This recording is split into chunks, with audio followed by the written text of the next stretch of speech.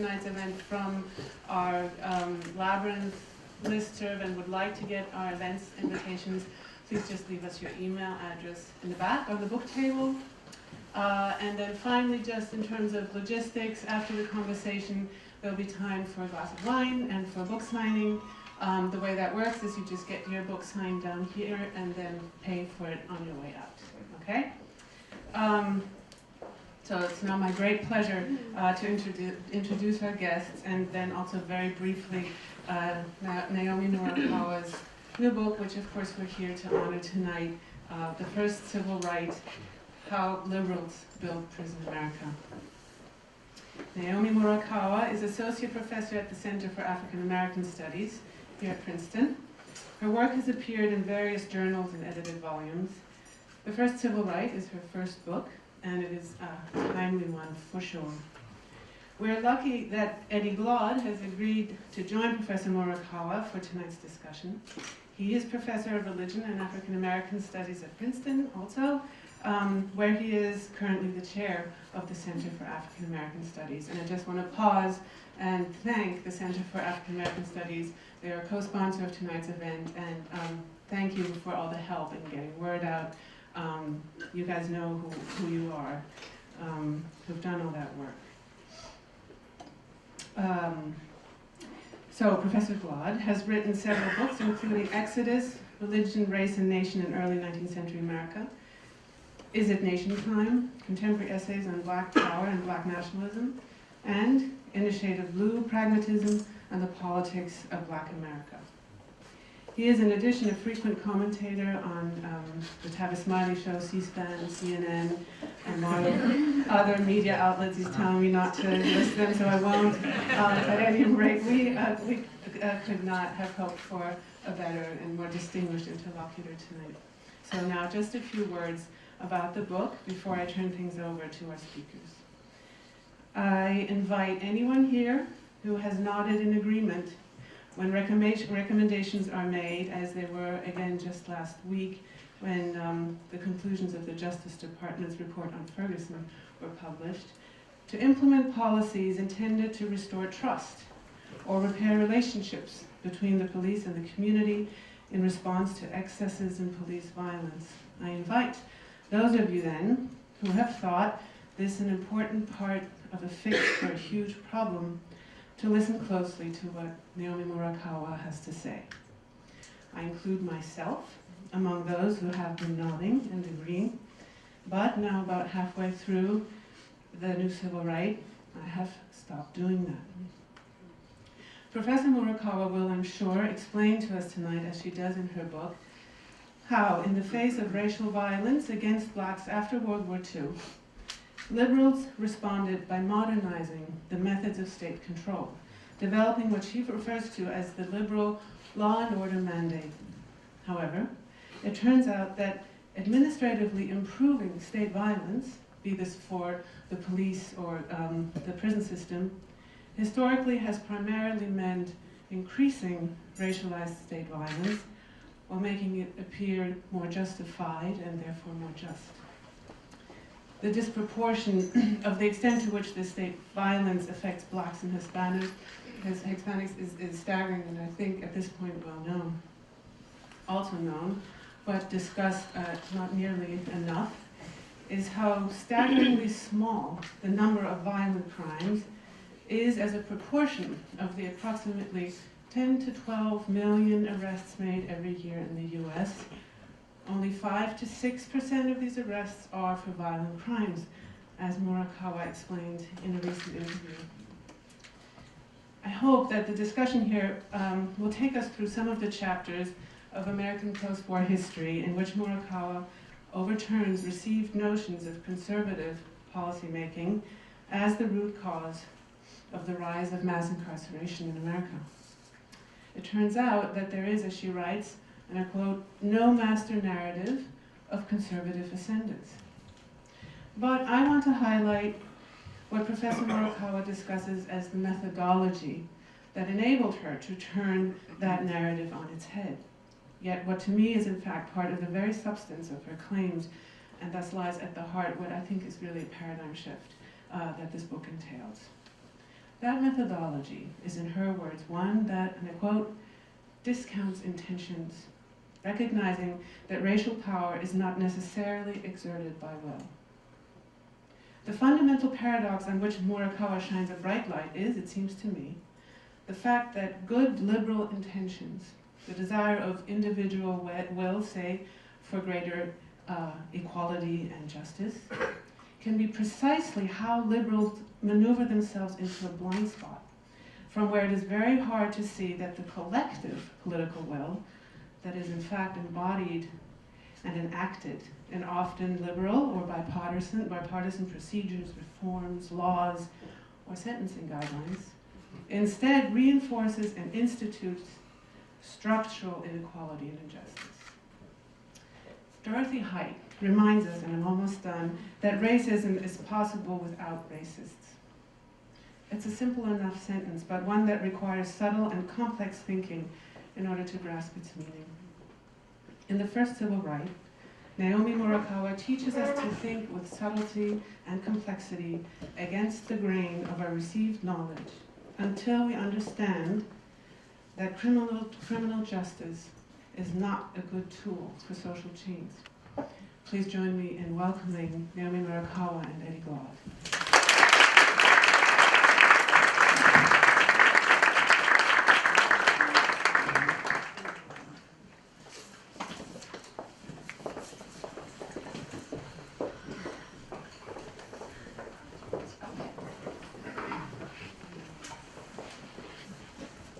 Thank you so much. That was just a wonderful framing of the book. Yes. Yes.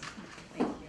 I am so delighted to be here to have a conversation with Naomi Murakawa, a colleague, a friend, a visionary, a drum major for justice. Can I figure out something else to say? She's been such an amazing addition to the Center for African American Studies at Princeton, to Princeton generally. So I'm going to begin with, we want to just have a conversation.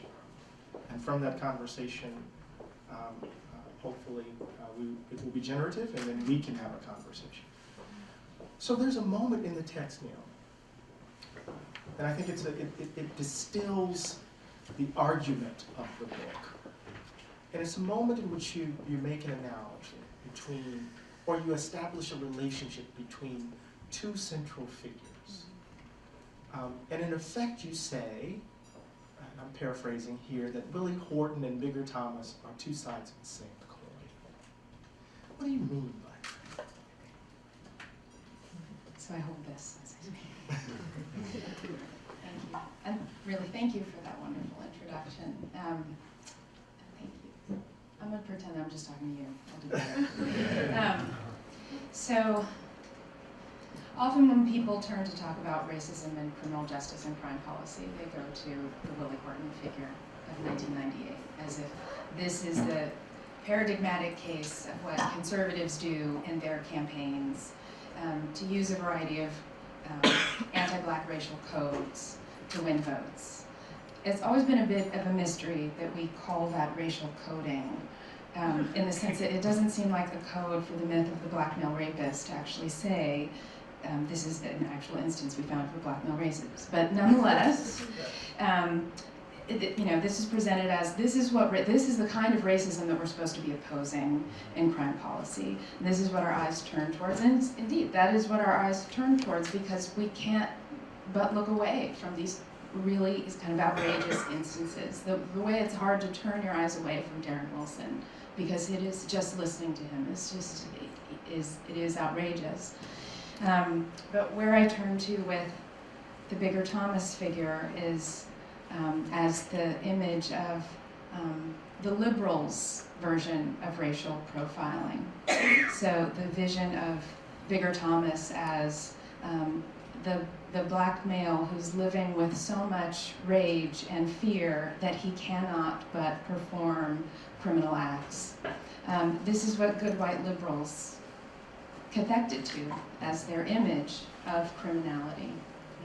And this is what we have on this national stage as the spectrum of what we should be afraid of. So on the far left, you have Bigger Thomas, and then on the far right, you have Willie Horton. And I don't think it takes much to say they are actually the same figures. And once the liberals and conservatives have agreed on the central figure of where harm comes from, the agreement is that the place where we should fear crime is from black people, which is actually just a ludicrous thought. That was the consensus that they arrived at even in the early 1940s. And once that was established, much of the debate was, it was just doomed. So talk a little bit more about that. So in some ways the book, as I read it, hangs on irony, right? That the very folks who took themselves to be doing good ended up, right, reproducing, or not reproducing, but producing the kind of framework, the platform that in some ways allowed for the building of the carceral state. Yeah. So what is the relationship between race conservatives and race liberals, right, in the production of the carceral state? So on the one hand, there's the push to kind of a cleaner administrative move, and then with regards to racial liberalization, and then the other is a kind of resistance to that, and in this dance, this relation, they're producing something over time. Yeah, so what they agreed to produce over and over again is just a stronger criminal justice apparatus through every step, through what sound like competing stories all of the time. So for conservatives, if you get a certain story going of, oh, there's excessive lenience, there's excessive judicial discretion, there's cops who've been handcuffed because of Miranda laws and everything else, and then you have these sort of administrative interventions, and then you have a variety of liberal interventions which come from an understanding that racism is that which corrupts individuals. Racism is something bad that comes in to the person, and then the way it comes into the criminal justice system is through bad people, right? Which is why discretion and controlling discretion is the key phrase of liberals. Why? Because how else would racism enter the system but for those little discretionary openings that are presented almost like leaks in a system. Right? These are the openings. The phrase, the problem of police discretion, as if that's where evil comes from, is a way of saying cops have decision-making power, and what we need to contain is their decision-making power. And the way we do that is actually just by creating more rules, more protocol, by giving them more training, by requiring them to Mirandize, which is all what we're getting now. We're getting more of it. It's just going to be more and more of that. There's this wonderful passage on page 66. I had to bring my book. So okay, gotta go to text. Where you say, even as it was a step forward on the march of racial progress, the liberal construction of law and order obscured as much as it illuminated. Most centrally, liberal and conservative constructions converged on a seemingly uncontroversial point. Crime reflected the status of the Negro problem. Could you say a little bit more? Flesh that out. Yeah.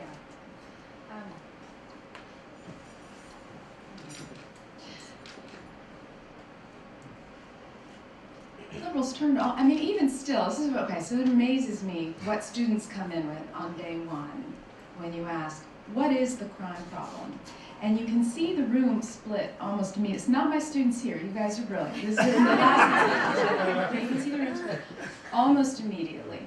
And you'll have those who, it just comes out like, well, people turn to crime because they've had hard lives, they've been frustrated by systems of racism that keep them on the margins, and they anticipate bad interactions with police officers and everyone else.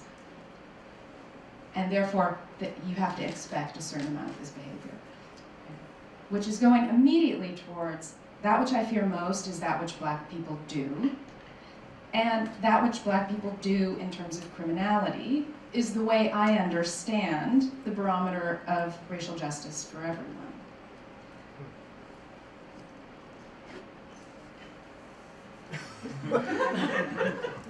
And that's problematic. Yes, and that's, yes, yeah. So what about another irony, right? And let's go to the chapter on children, right? Where the quest for law and order, right, is actually being pushed by African American activists, right? And there's a moment, or at least there's a consistent dimension to the text where good intentions are always kind of twisted, right? Even though it's not, right, a conservative story, right? This kind of master narrative of conservatives doing bad things or racists doing bad things.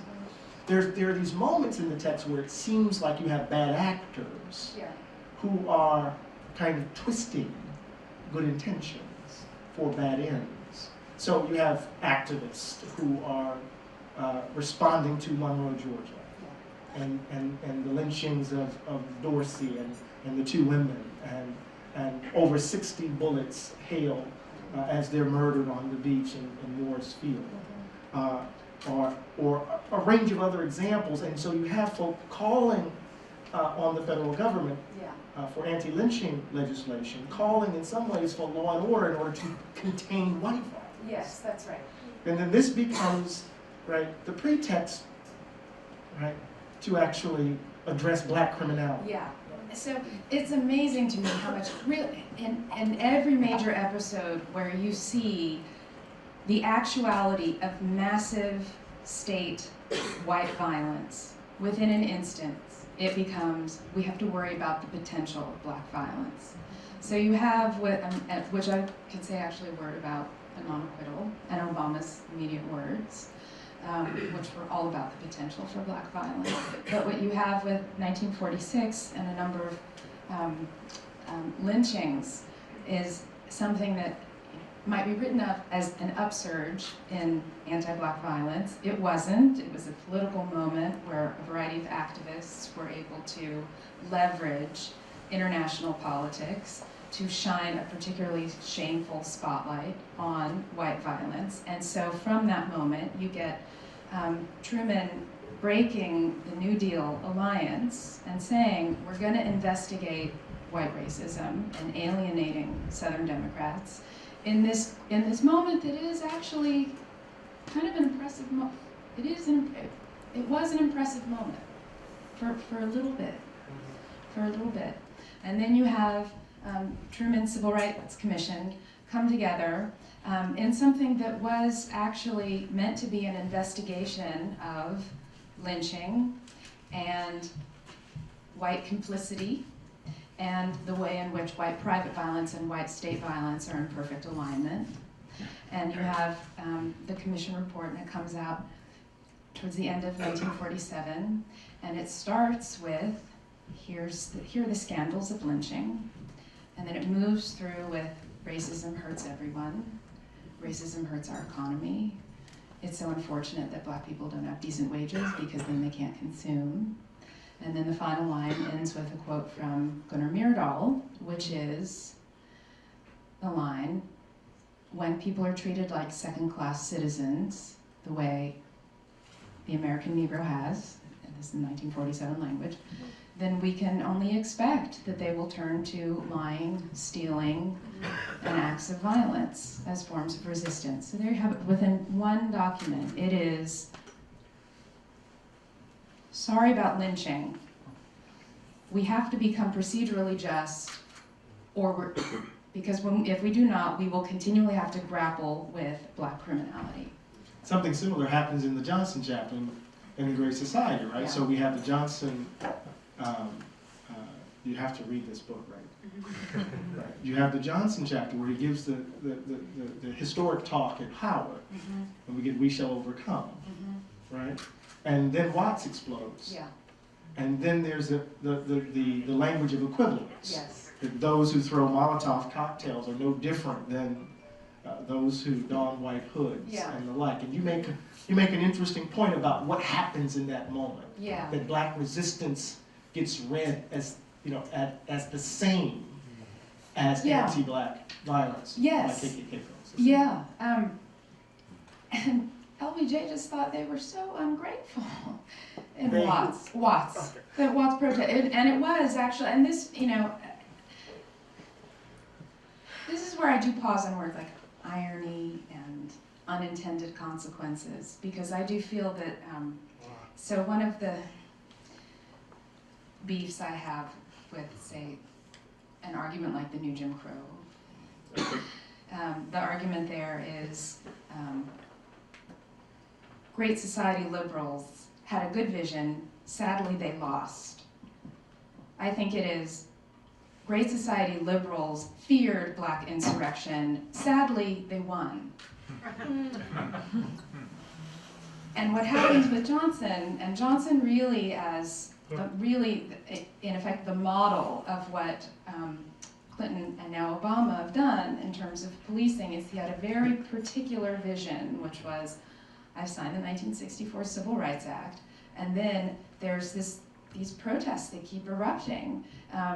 In New York City, for example, in July of 1964, after NYPD shot and killed an unarmed 15-year-old black young person, and then there were protests, and then the protests had photographers who, of course, captured images of more police brutality, and then say goodbye to the illusion that Bull Connor has a monopoly on police brutality in this country. And then you have this, the signing of the Voting Rights Act, and then 2 weeks after that, Watts, and Johnson is fed up with this, how could this possibly be happening after all that we all have done, after all I've done. And the speech is, the law has been redeemed, and we cannot now have a wink and say, if you've been disadvantaged, you can break the law, because the law is clean now. So you're not fighting for justice if you are rioting in Watts. You are no better than Klan members who are setting things on fire. Now, one of the things, okay, so I take that correction. You see that subtle correction about irony? I used the terms on irony. She's like, no, some folks, no, that's not quite it. And she said it so gently, I paused. I'm getting used to that. Because I've learned so much. So you suggested, you kind of pointed us to it. So the chapters go from Truman, Johnson, to Clinton. No Carter, but we can tell the story as to why. But there seems to be some underlying continuity. Yeah. How would you draw a line? I mean, in some of the recommendations around police professionalization and the like, how would you draw a line from Truman 1947, right, to Obama's police task force? Because there are a lot of, I mean, there are a lot of, in my text at least, a lot of dams. This is like today. So with regard to the policing reforms, I would say actually there's almost no transformation. They are the same. So what you will read from the Truman Commission in 1947 and what you read in the Katzenbach Commission in 1967 and the Kerner Commission in 1968, and what you read on what Clinton had to say about community policing and the two reports that just came out under the Obama administration, like, I'm willing to say we no longer have anything that passes for a leftist party in this country. That's not like, yes, there has been an incredible bottoming out. But with regard to police reform, I don't know if I can pick any differences except for the military machinery that they are referencing in all of the reports. Every recommendation is, so it all begins with, there's some really awful racist comments. There's some bad policing practices. There's some bad policing. And from that, some very unfortunate racial things have happened. And from that, we should fear black insurrection. And then from that, it is hire more, period. Hire more people, period. Hire more people of color. Hire more people with college degrees. Because you have to recruit people with college degrees, we have to pay police officers more. It's going to be professionalized. They should have longer training periods and more training periods that are subsidized by federal and state governments. Because it is a profession, they should also be given all kinds of tools from both the super oriented towards riot control and those that are considered non-lethal weapons, but they should get all of those. All of the military discards from 9/11, those came down. All of the military discards from Vietnam, those were also coming down, and those were also funded because of Johnson's administration. It is always, and the line is always, more people, more people of color, more money, more equipment, and more. Every time. And you make this move in the text that when this happens, cleaner administration, right? More professionalization. What gets lost is the lethality of it all. Yeah. What gets lost is kind of state-sanctioned violence, right? At an enormous scale. What gets lost is you can be completely naked, unarmed, and still get killed. Yeah. So, the liberal measure of justice is that there should be proper protocols and high-quality administration for each arrest and warehousing and each act of putting someone to death. So the standards are, did the actor follow the rules? Was the actor properly trained? Was the actor essentially courteous? Which is what all of the reforms are now. I mean, really, like, it is actually, like, I laugh, I almost can't believe the conversations that are happening, or that happened with the task force, which are, we need politeness in policing. Really, this is convened because of a variety of police murders. And the commission recommendations are, it's very important to address people as sir, or young man, or young lady. And what does that tell us? The reform, what are the reforms? We wish to maximize arrests and minimize probability of revolt. Every time.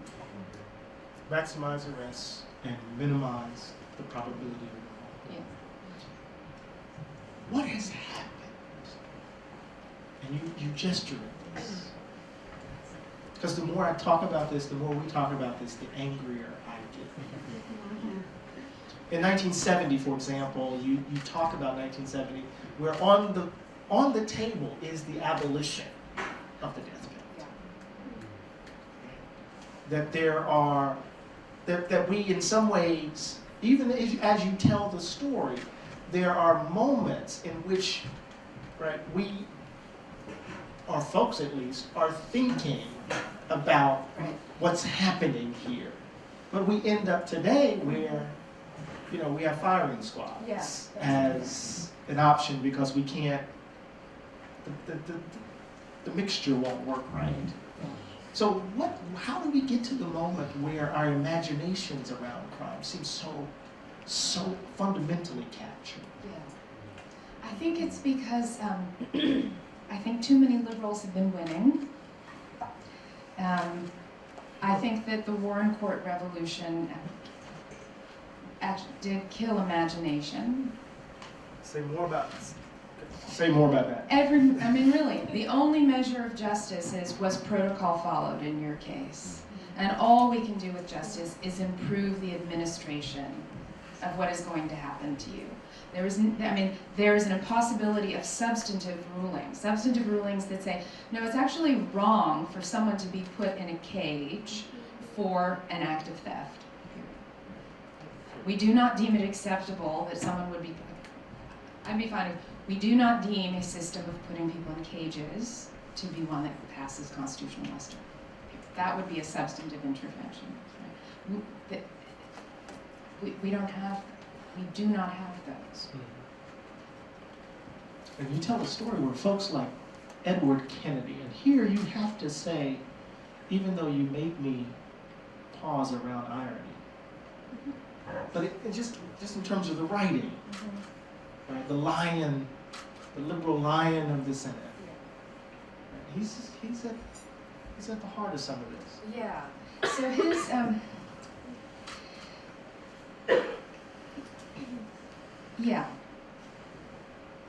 we have a problem with the way we talk about disparity. So Ted Kennedy went into the sentencing guidelines with an idea that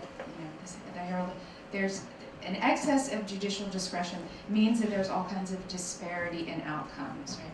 And when I hear disparity of outcomes, and the people I often speak with who talk about disparity of outcomes mean usually disparity when we look at racial groups and class groups, we see disparate outcomes in terms of vulnerability to being put in a cage or to being killed.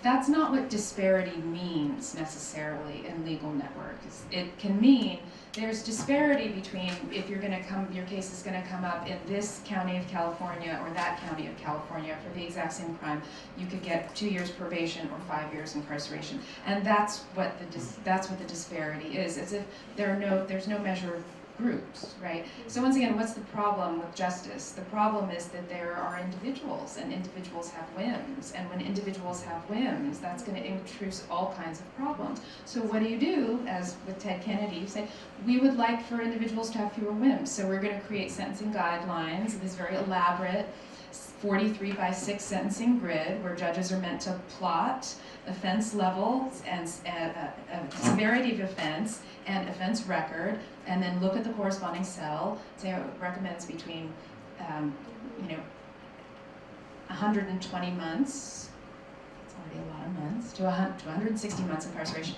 and give something inside of that cell. And the argument is you have diminished disparity because for all of the cases that can be plotted as similar cases, you're going to have you are going to minimize the disparity. But two things have already happened. The first is in minimizing the disparity, they never specified disparity at what level. It was actually, equally high sentences for everyone. So that was part of the problem. But the other problem is the disparity that I think we should care most about, which is the disparities by which people live and die, which are race and class disparities. Those were written off the table. So, Naomi,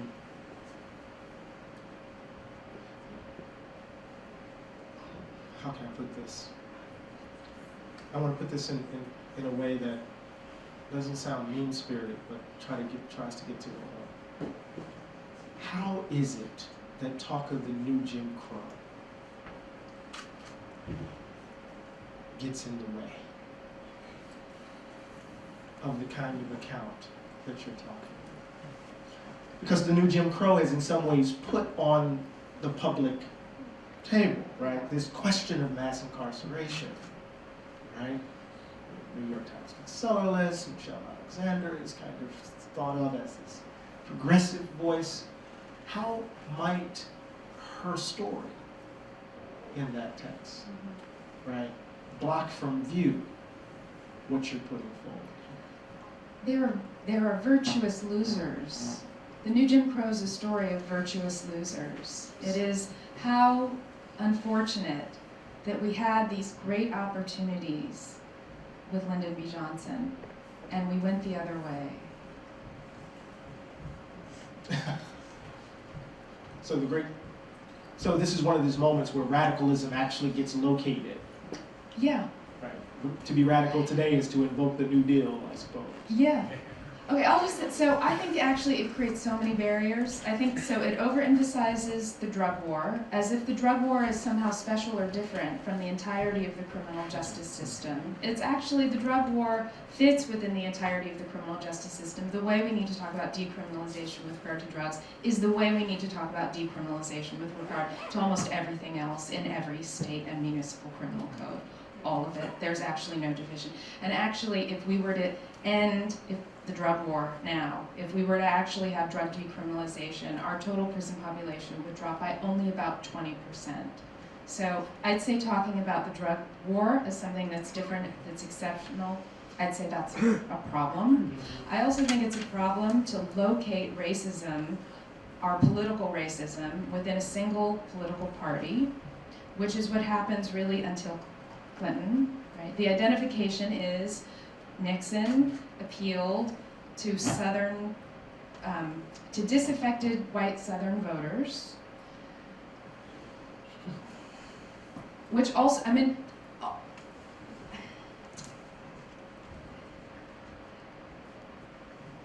when a book like that is so popular, I actually ask myself what is happening when people are critiquing, like and what I hear happening is the continual displacement of racism, and it is continually. It's Republicans hijacked the agenda.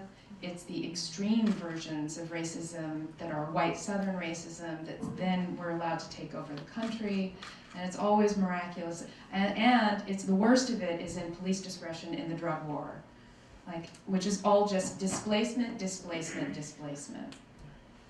So here we are in this moment. Jonathan Croft.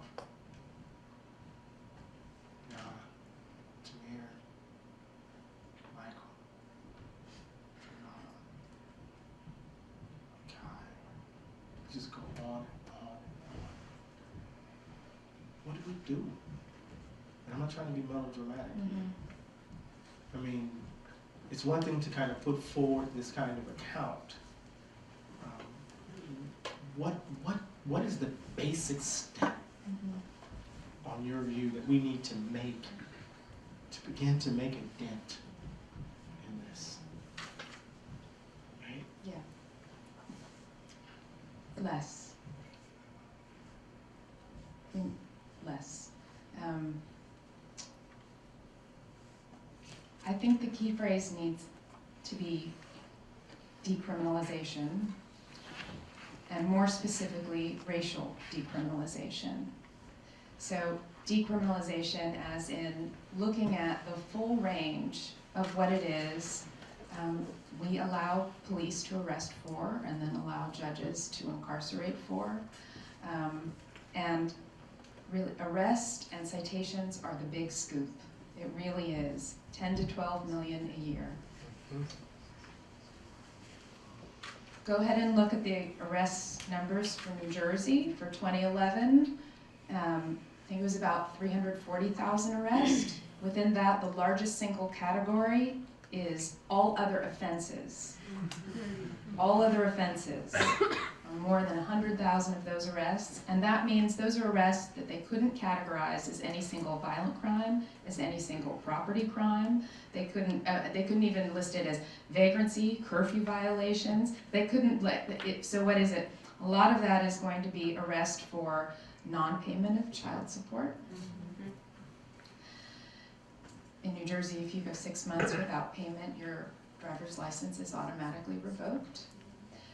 And then if you are caught driving, and you may, depending on what's happening with your address, you may not know that your driver's license has been revoked. And then if you were caught driving without a license, that's a felony.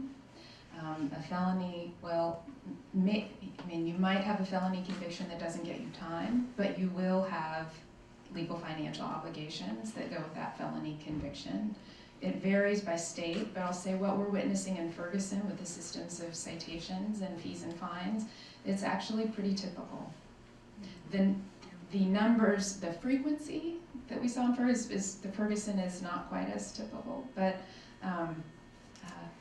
to have one conviction in Washington State, $1,300.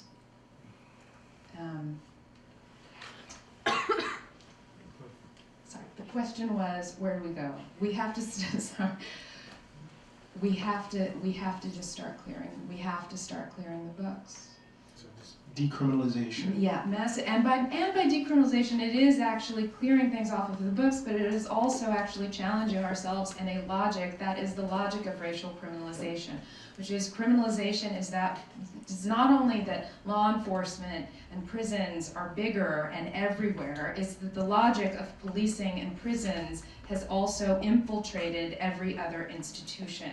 So policing in schools and applying broken windows theory in schools and having school resource officers, that is police officers in school, or of allowing for massive numbers of in-school suspension or out-of-school suspension or expulsion. This is all the logic of criminalization and racial criminalization that is destroying every public institution.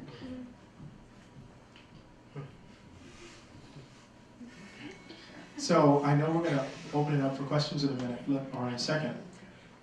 But there's a concept that you use in the text that is so really rich, and it's so important for this contemporary moment. It's called intersectional marginalization. And in each of the moments you talk about, I mean, so even when we talk about the lynching in Monroe in 1946, the wives of Dorsey, they're riddled with 60 bullets. One is 7 months pregnant. You okay?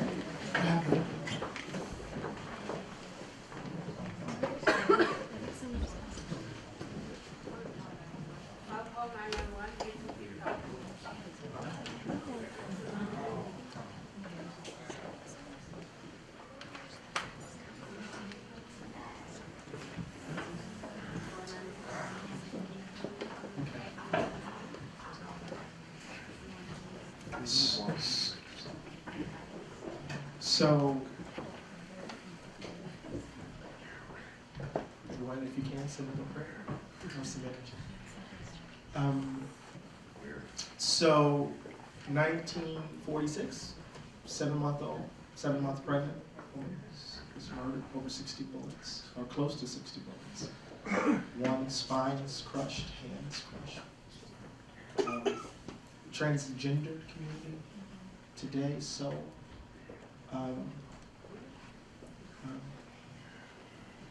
vulnerable to all sorts of violence. Could you say a little bit about that this is not just simply black men who are subject to racialized police violence? Yeah. So intersectional marginalization, those who are living at the intersection of multiple axes of disadvantage,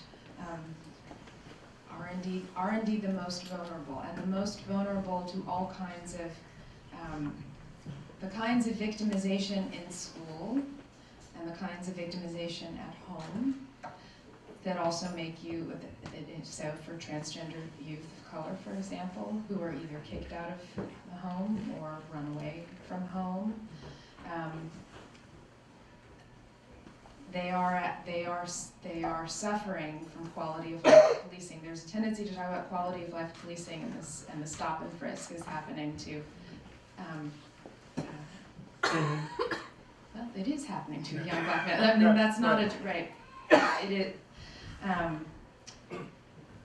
But part of what I appreciate about the perspective of intersectional marginalization, and part of what I appreciate about Black Lives Matter is a recognition of the fact that we're actually going to have to get bigger in our solutions the narrower we go in our community, right? The narrower we go. And I'm using that in very conspicuous air quotes because there is an understanding. The way we're supposed to enlarge our critique of criminal justice is to acknowledge like the multiracial coalitions of people being affected. I actually think that's a way to lose sight of the intensity of the reform that we need to pursue. So with that, can we open it up for questions? I know you have a lot to ask, Professor Murakawa. I'm going to come around with the mic just so that everyone can really hear the question clearly. So give me a minute to get to you. Was that you with your hand up? Hang on.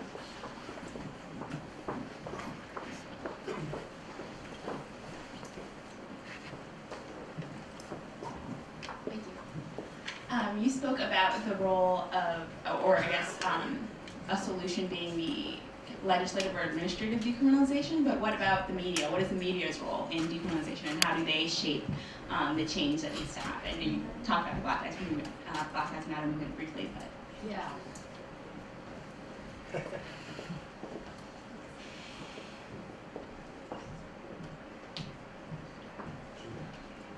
Okay, so knowing that this is, many of this is operating as fantasy. I think that the tendency to turn to exceptional cases creates these sort of falsely big mobilizations because most people, even conservative talk show hosts, think that the murder of Eric Garland was wrong. But then what happens when media and all of us turn our eyes towards these, the most horrible, right, is that you get these fake coalitions of people, some of who think the story of Eric Garner's death is a synecdoche. It is the story of racial death, that is the story of racial death for everyone who experiences all forms of racial tax and racial terror. And then you have those who think this and the very small handful of cases that are like it are problematic. Okay. So I would say media, and for all of us, to actually focus on typical cases and sensitize ourselves to think of them as horrible. Because actually being arrested for one misdemeanor offense can actually be destructive for your life. It can mean you lose job applications. It means on the common application for schools like Princeton University, you have to check this box. It means that you may be paying fees for a long time, right? And this is the standard bread and butter set of racial violence that we need to sensitize ourselves to as intolerable racial violence. Other questions?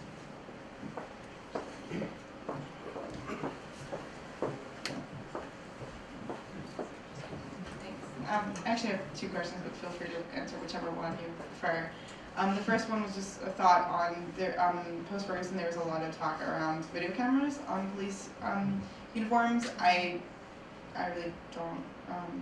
Just wonder if you could comment on that, because it sounds like it's more procedural than anything. It really doesn't change anything, but it really feel like it's been talked up. So if you could comment on that. Second question is, when looking at what might actually constitute a shift, you mentioned less. I was wondering, what is your take on gun laws in the U.S. and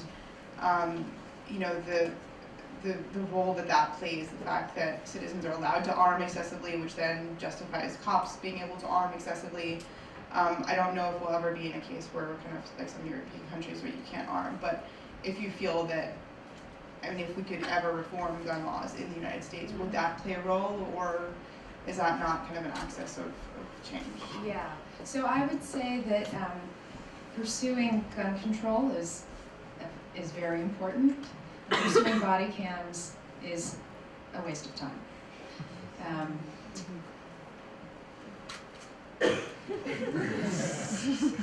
Explain that. Which part? The cameras. Explain the cameras. Yeah, okay, so cameras. So I think that the most important thing to look at with cameras is to look historically at all of the different fights we've had for more monitoring with visual data of what police do. And those are really, post-Rodney King, it's dashboard cams, right? And then since Miranda, in a variety of localities, in Illinois is the most recent, this question of whether or not police interrogations should be videotaped. And what you have in both of those instances are moments where police unions are incredibly resistant because it comes at a moment where they are being monitored, and they resist being monitored. What they learn quickly is that what they are getting is better evidence collection and ways for them to deflect lawsuits against them. And I find the Illinois case particularly important because Illinois police departments did not want to videotape their interrogations because of a fear that once judges and juries saw what standard legal police interrogation is, that no one would like it, because it is standard, perfectly acceptable for a police officer to lie. I'm just like, here's our interview, and I'm just gonna lie to you, right? But no one was put off by that. So now the videotaped information is just used for prosecution.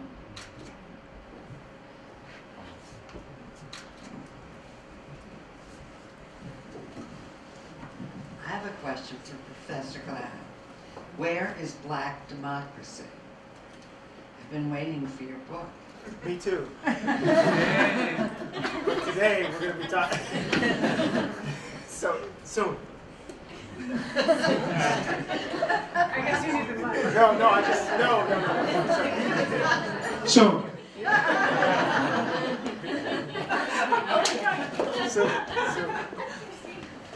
January 16th, 2016. There's a question in the back, I'm going to go around.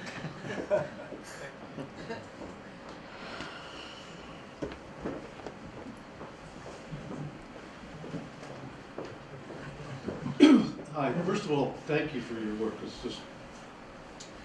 I think it's really beginning to march down a very important path. So I have two related questions. I think they're related. You may not think they're related. One is that this whole sort of obsession with thinking of injustice as a criminal issue, to me, is like it's one of the most insane constructs that I've experienced in my, short number of years on the planet. And I've been working on these issues for a while. So do you think it's possible that this obsession with looking at crime as, and we have to fix the criminal justice system, is a liberal conservative ploy not to deal with other issues? And then the second question related to that is, right now we have the new Jim Crow, and we have our senator from New Jersey and Rand Paul proposing reforms, and aren't we about to march down the same distraction that we have been down before? And are there ways to raise another way of looking at all this? Yeah. So we are moving, I'd say we are pretty much on the exact trajectory that we were between the periods 1967 and 1972, when there really was a surge of very sincere efforts for reform. Also, the prison moratorium movement was at its height in the early 1970s. In the early 1970s, they were arguing like, our prison population is 3 times the size it should be in early 1970, and they were getting places as expert witness testimony in Congress. That would be like if Angela Davis were asked to testify before Congress now. Like, it was like there was something. There was the way there is something now, right? And then I would say that a couple things go wrong. The first is the fixation on making the protocol and the tactics nicer, which always leads to more money, more personnel, more training, and more toys. And the second is the creation of alleged alternatives to incarceration. And the alternatives always become additions to incarceration and additional pathways in.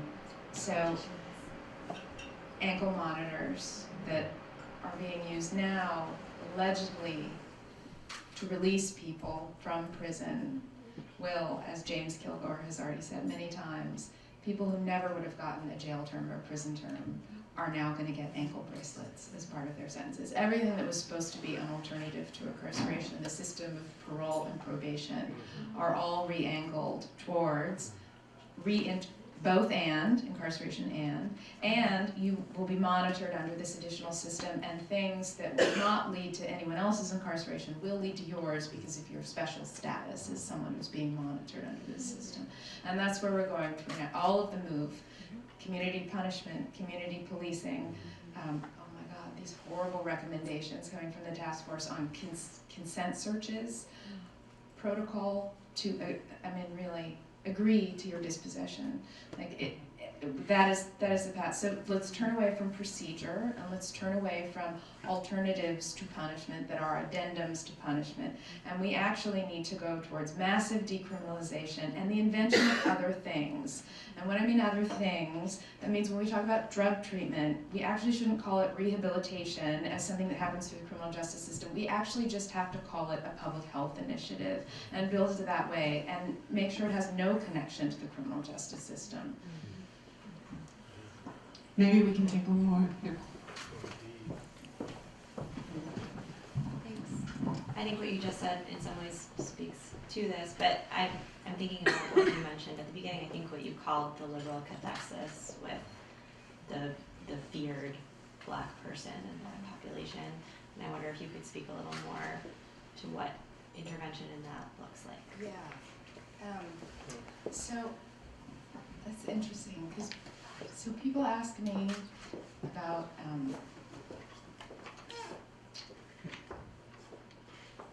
the steps to empathize with someone who's been incarcerated, of course, as if, and in some ways there is like a grand liberal tradition of wanting to imagine that you can feel Black pain, wanting to imagine, which is itself almost always an exercise in violence and privilege. Not just something that can't be done, it is actually an exercise in violence. And so I actually think the challenge is to turn back upon yourself and rather say, what would it be like to feel that? Would it actually be to turn to yourself and say, what does it feel like to be in this moment, in this country that incarcerates a greater proportion of its citizens than any nation in the world, and that has built an elaborate system of cages that actually does cage Black people, and that's how it came to be. What does it feel like to be on the side of that where I pay taxes for that, and the defense happens mostly in my name? And see if you can get yourself there rather than imagining. And I think if you can feel that yourself as someone who is inflicting massive pain, then that can become your barometer where we are, right? My barometer for where I am is not how I imagine Black criminality. My barometer for where we are is how complicit am I in this massive amount of systemized, enforced extraction of pain and death. So I just want to end by underscoring what, to my mind, is truly the very significant opening that you provide in articulating this kind of implicature, the ways in which we implicate ourselves, and turning around, in answering a question like this, where we don't get the answer that we think we're going to get. Those are the ways that, to me, are genuine openings into a different way of thinking about the news that we read in the paper and responding to it. And it's in that sense that this discussion, with all its sobriety tonight, is truly exciting. So I want to thank you both, and please, all of you, join